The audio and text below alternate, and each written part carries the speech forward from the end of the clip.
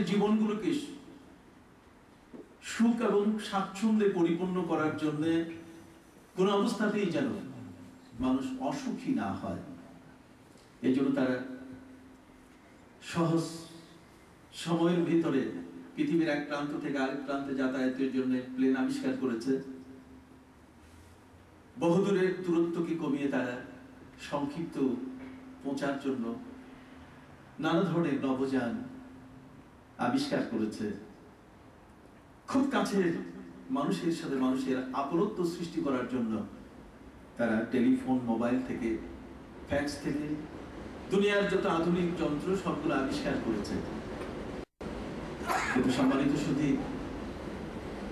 এ সকল মানুষ, তাদের মধ্যে আমরা প্লেটোর নাম বলতে পারি, ডালসনের নাম বলতে পারি, আইনস্টাইনের নাম আমরা বলতে পারি, আমরা তাদের মধ্যে ডারউইনের নাম বলতে পারি, আমরা বলতে পারি শেক্সপিয়ারের নাম, আমরা বলতে পারি এই ধরনের ব্যক্তিবর্গ যারা মানুষের সেবায় এগিয়ে এসছেন। কিন্তু দুর্ভাগ্যজনক যে আজকে তাদের সেই মতবাদগুলোর বিরুদ্ধে পৃথিবীতে নানা ধরনের মিছিল শুরু হয়েছে। গ্রিকের অ্যাথেন্সে আজকে নারীরা ঝাড়ু মিছিল করছে, তারা আজকে জুতা মিছিল করছে। তার কারণ, যেহেতু প্লেটো নারীদেরকে লেলিয়ে দিয়েছে যে একটি নারী, একজন অবিবাহিতা মেয়ে তার স্বামীকে বাছাই করতে গিয়ে অন্তত পক্ষে 100 জন যুবকের সাথে তার গেট টুগেদার করতে হবে। তাহলে এই কুমারী তার অজান্তে মা হয়ে যাচ্ছেন। তার নিজের ইজ্জত যেটি ছিল সংরক্ষিত, তার সম্ভ্রম, তার ইজ্জতকে আজ পানির তরে নয়, বরং এক অন্যায়, একটি খারাপ পন্থায় আরেকজন যুবকের জন্য সেটা ভোগ্য পণ্য হিসাবে, যেভাবে তাদেরকে ভোগ্য সামগ্রী হিসাবে উপস্থাপন করা হয়েছে, আজকের পৃথিবীতে সজাগ নারীরা তাদের বিরুদ্ধে আজকে জুতা মিছিল করছে। আজ মুসলিম সভ্যতায় নারীদের বোরকা, পর্দা প্রথার নিয়ম শৃঙ্খলা, কার সাথে দেখা যাওয়া বৈধ, কার সাথে বৈধ নয়, শৃঙ্খলিত জীবন সৃষ্টি করার জন্য মানুষের ভিতরে মনুষ্যত্ব, হিউম্যানিটি, যাতে কোনো ক্ষেত্রে মানুষ একজন পশু না হয়, তার মুসলিম সংরক্ষিত জীবনটাকে আজ কেন্দ্র করে মুসলিম নারীদের আচার আচরণ, তাদের বেশভূষা দেখে আজ অমুসলিম মহিলাদের মধ্যে এক জাগরণ সৃষ্টি হয়েছে এবং বিশ্বের ওই সকল কল্যাণকামী সেবায়ত ব্যক্তিদের বিরুদ্ধে আজকে ঝাড়ু মিছিল, জুতা মিছিল চলছে। ডারউইন বিবর্তনবাদের প্রবক্তা, কিন্তু মানুষকে তিনি কলঙ্কিত করেছেন, মানুষকে বলেছেন তিনি বানরের জাতি। অতএব আজ সারা পৃথিবীতে বিজ্ঞানীরা তার প্রতিবাদ করছে যে তার এই বক্তব্য সঠিক ছিল না, তার থিওরি সঠিক ছিল না। যদি তাই হতো তাহলে আফ্রিকার জঙ্গল থেকে বানরগুলো বেরিয়ে আসতো মানুষের কাতারে সামিল হওয়ার জন্য। অন্তত পক্ষে চিড়িয়াখানার বানরগুলো ভোটের সময় যারা কন্টেস্ট করেন, ওই ধরনের ব্যক্তিদের সাপোর্টে তারা সেখানে বের হয়ে আসতেন। কিন্তু তা তো নয়, বানর বানরই। আমার রাসূল সাল্লাল্লাহু আলাইহি ওয়াসাল্লাম পবিত্র কোরআনের আলোকে জগৎবাসীকে জানিয়ে দিয়েছেন, আন-নাসু কুল্লুহুম মিন আদামা ওয়া আদামু মিন তুরাব। জগতের সকল মানুষ এসেছে আদম থেকে, আর আদম তৈরি হয়েছেন মাটি থেকে। আজ এই স্বীকৃত বিষয়টি সারা পৃথিবীতে বিজ্ঞানীদের কাছে একটি নন্দিত বাণী হিসাবে আজ তারা গ্রহণ করে নিচ্ছেন। সকলেই বলুন আলহামদুলিল্লাহ।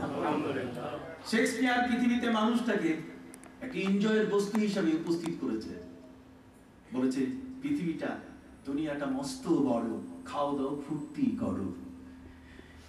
খেয়ে পরে ফুর্তি করার জন্য পৃথিবীটাকেই এনজয়ের জায়গা তারা বানিয়েছে।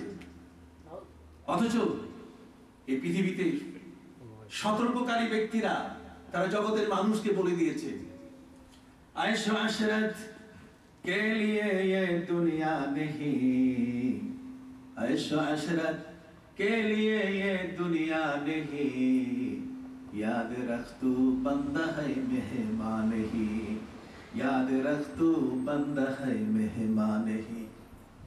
আনন্দ উল্লাস ভুরি ভোজন রসনা বিলাসের জন্য তোমার জীবনটাকে তুমি আনন্দ ফুর্তির ভিতরে কাটিয়ে দেওয়ার জন্য পৃথিবীতে আসো নাই। আয়েশা আশরাত কে লিয়ে ये दुनिया नहीं याद रख तू बंदा है मेहमान नहीं। তুমি মনে রাখবে তুমি পৃথিবীতে বন্দেগী করার জন্য বান্দা হয়ে এসেছো। তুমি এখানে মেহমান হয়ে আসো নাই, এখানে জামাই হয়ে আসো নাই যে তুমি শুধু এখানে আপ্যায়নগুলো নিয়ে কবরে চলে যাবে, বরং তোমার করণীয় অনেক কিছু আছে। ভাইরা আমার, জগতের মধ্যে একদল ব্যক্তি যারা মানুষের সেবার নামে মানুষের কাছে তারা উপস্থিত হয়েছে, কিন্তু আজকে তাদের সে থিওরি, তাদের সেবাগুলো নানা ক্ষেত্রে সমালোচিত হচ্ছে। পক্ষান্তরে আরেকটি দল আম্বিয়া এবং মুরসালিন, নবী এবং রাসূলের এক বিশাল বহর, 1,24,000 পয়গম্বর অথবা 2,24,000 পয়গম্বর জগতের মধ্যে এসেছেন।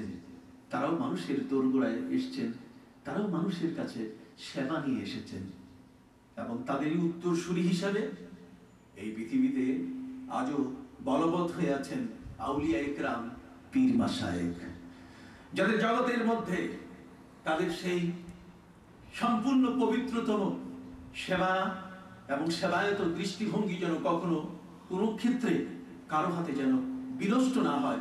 কোনো ব্যক্তি যেন নবী এবং রাসূলদের জীবনপন্থা কর্মকাণ্ডগুলোকে যেন ব্যাহত করতে না পারে।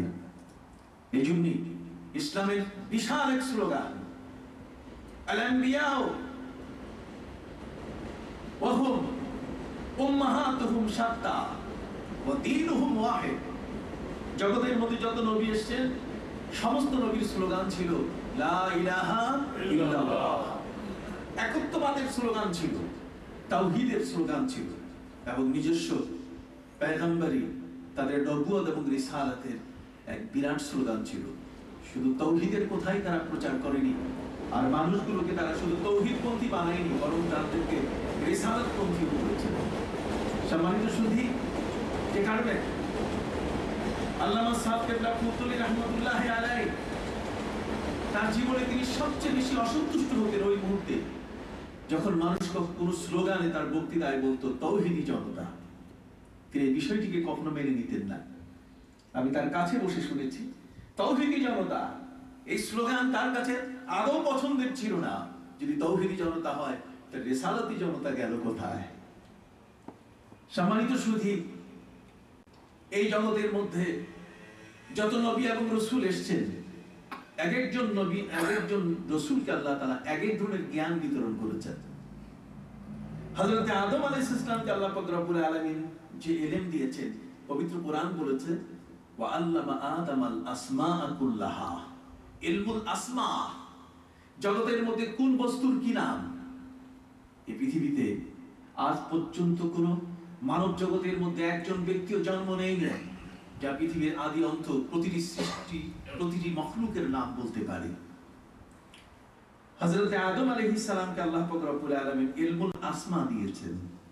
সুবহানাল্লাহ। ইলমুল আসমা এমন একটা বিষয়, সারা পৃথিবীর বিচরণশীল যত ফেরেশতা, যত সাইয়াহুন ফেরেশতা রয়েছে জগতের মধ্যে, যত ফেরেশতা আনাগোনা করছেন, আসা যাওয়া করছেন, পৃথিবীর এমন কোন প্রান্ত নাই যেই প্রান্তে যেখানে মানুষের বসবাস, যেখানে মানুষ ছাড়া প্রাণী বসবাস করছে, সেখানে আল্লাহর ফেরেশতারা নাই, এমন কথা কখনো বলা যাবে না।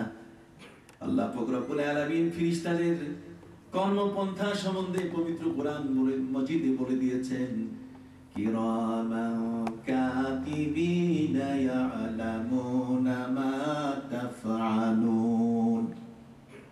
প্রতিটি মুহূর্তে ফেরেশতারা বান্দার জীবনের কর্ম খতিয়ান তৈরি করছেন, রেজিস্টার তৈরি করছেন, এসিআর তৈরি করছেন, তাদের বাৎসরিক প্রাত্যহিক রিপোর্ট তারা তৈরি করছেন। জগতের মধ্যে কোনো মানুষের মুখ থেকে বেরিয়ে আসা কোনো কথা যেন কখনো বিলুপ্ত না হয়, কখনো যেন মানুষের আড়াল হয়ে না যায়। পবিত্র কোরআন মজিদে আল্লাহ পাক রব্বুল আলামিন বলেন, মা ইয়ালফিযু মিন কাউলিন ইল্লা লাদাইহি রাকীবুন আতীদ। বান্দার মুখ থেকে প্রতিটি মুহূর্তে যে কথাগুলো বের হচ্ছে, সেই কথাগুলোকে অডিও ভিডিও সেটাকে ক্যাসেট করার জন্য পৃথিবীর প্রতিটি প্রাণীর থেকে যে সকল ঘটনাগুলি সৃষ্টি হচ্ছে, আমার আল্লাহ বলেন বান্দার থেকে বেরিয়ে আসা প্রতিটি বিষয়কে আমি রেকর্ডভুক্ত করছি। এর জন্য একটা সিনোপসিস তৈরি হচ্ছে, সারসংক্ষেপ একটা বস্তু আমি তার জন্য তৈরি করে ফেলছি। যে কারণে আজকের বিজ্ঞানীরা বলতে বাধ্য হচ্ছেন মানুষের কথা কখনো হারিয়ে যায় না। মানুষ যখন কোনো কথা বলে সেই কথাকে যদিও এর কোনো ডানা নাই, যদিও এর কোনো উড়ার মতো এমন কোনো পাখা নাই, আল্লাহ পাক রব্বুল আলামিন পবিত্র কোরআন মজিদে বিজ্ঞানীদের দিশা দিয়েছেন